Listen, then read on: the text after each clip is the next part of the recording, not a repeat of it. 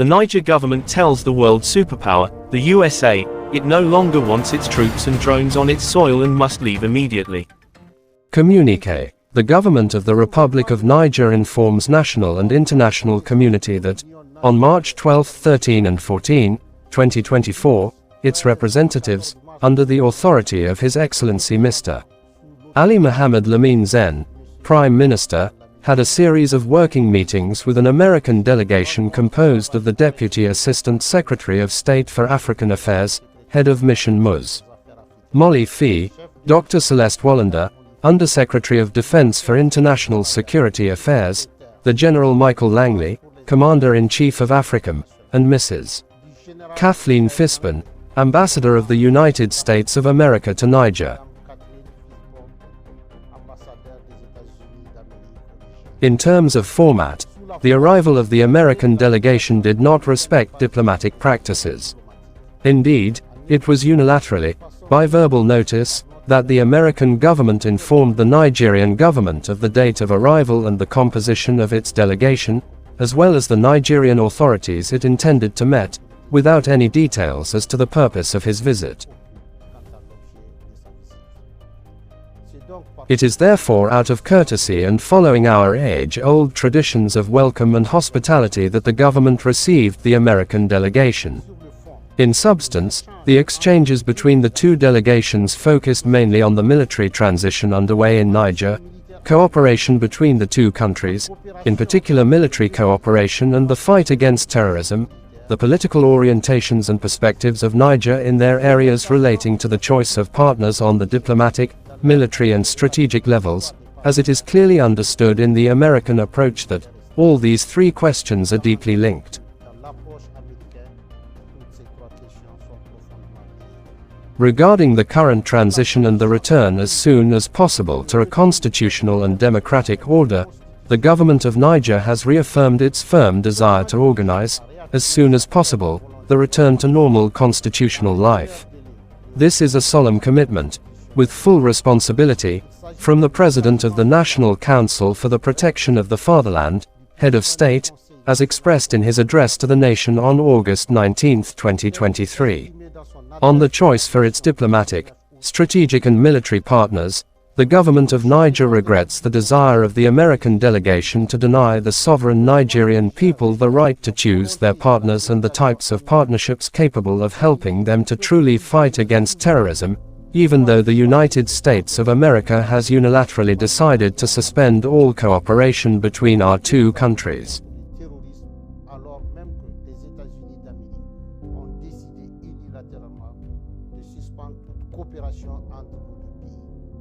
Therefore, the government of Niger strongly denounces the condescending attitude accompanied by the threat of reprisals on the part of the head of the American delegation towards the government and the people of Niger.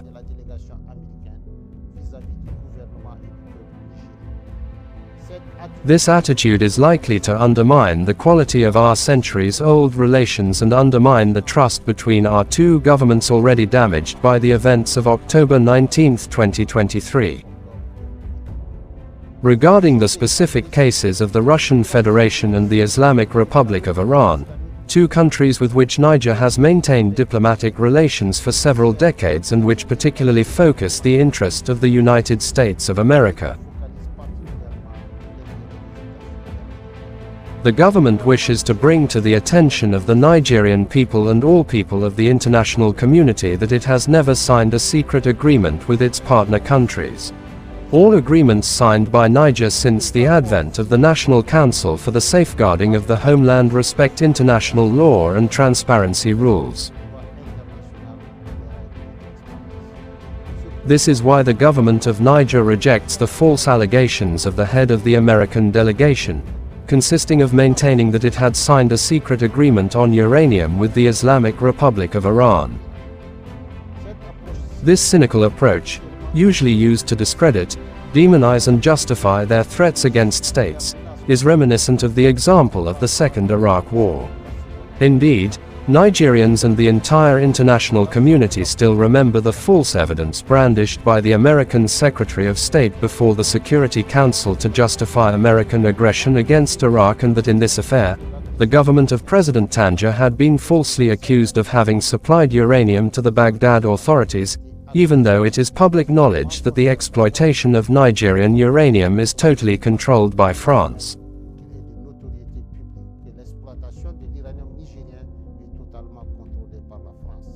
As for the Russian Federation, it is a partner with which Niger deals on a state-to-state basis, in accordance with the military cooperation agreement signed with the previous government, to acquire the military equipment necessary for its fight against terrorism, which has made thousands of innocent Nigerian victims under the indifferent eye of a large part of the international community.